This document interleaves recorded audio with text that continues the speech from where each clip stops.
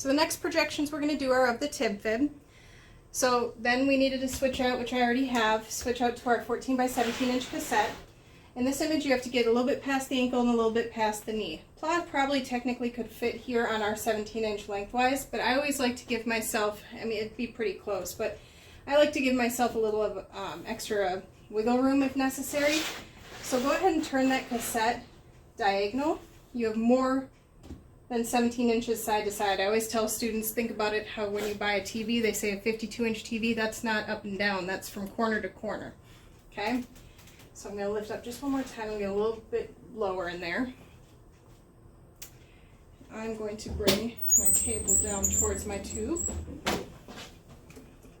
And you're going to go and center this in just the middle of the TibFib. And you want your light field to extend at least 1.5 inches past both of these joint spaces for the knee and the ankle.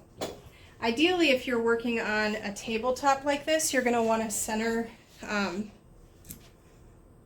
or set up your patient so that the thicker side of the patient is towards the cathode end of the tube, or the negatively charged part of the tube, because that cathode end is stronger than the anode end. So ideally what I would be wanting to do here is have the knee at the cathode end of the tube and the ankle at the anode end of the tube, because that's that positive side, that weaker side. And that's going to give us more uniform density and exposure throughout the entire TibFib.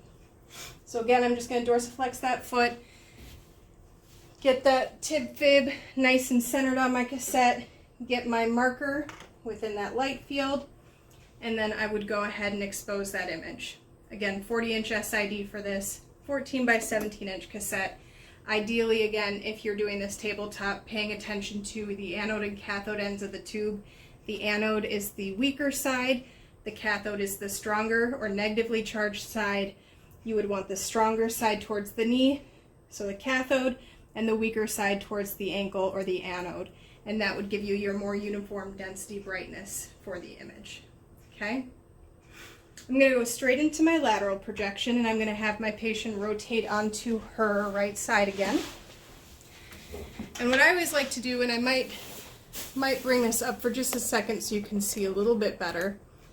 What I like to do positioning wise is have my patient roll and then bring this leg up and over, because that's going to give me the most stability. Even if you look right now, hopefully you can see just from the video, if you pay attention to where her knee is right now, if I have her bring her, it's going to roll quite a bit.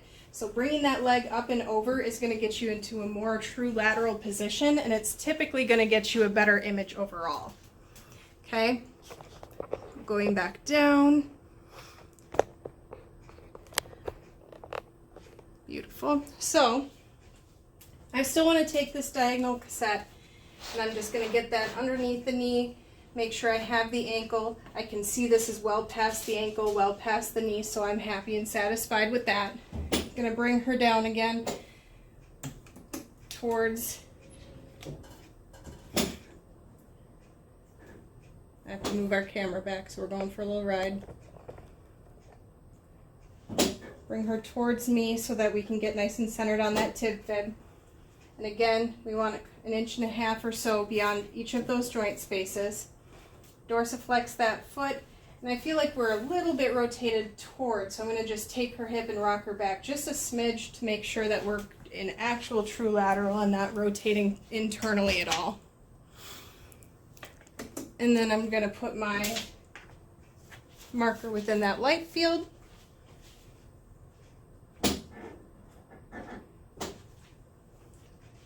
"40-inch SID again, and that would be your lateral TibFib. Some people, if needed, you can also just have this knee bent just a little bit more. She has a little bend to it, but you can bend it a little bit more for comfort.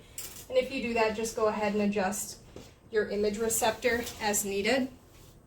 But a lot of times having that little bend in that TibFib is going to make that a little bit more comfortable for the patient, and that's an easy adjustment when you're using your tabletop. Okay, so just so you can see also with that cathode and anode thing I was talking about, because that would still be true for this lateral as well. when you're looking at tubes, 90% of them, if not all of them, I've seen at least it's 100% of them, have this negative side and the positive side indicated on your tube. The negative side is your cathode end, the plus side is your anode end. So this is the weaker side, this is the stronger side. So I'd want my knee over here and my ankle over here to get the best image possible.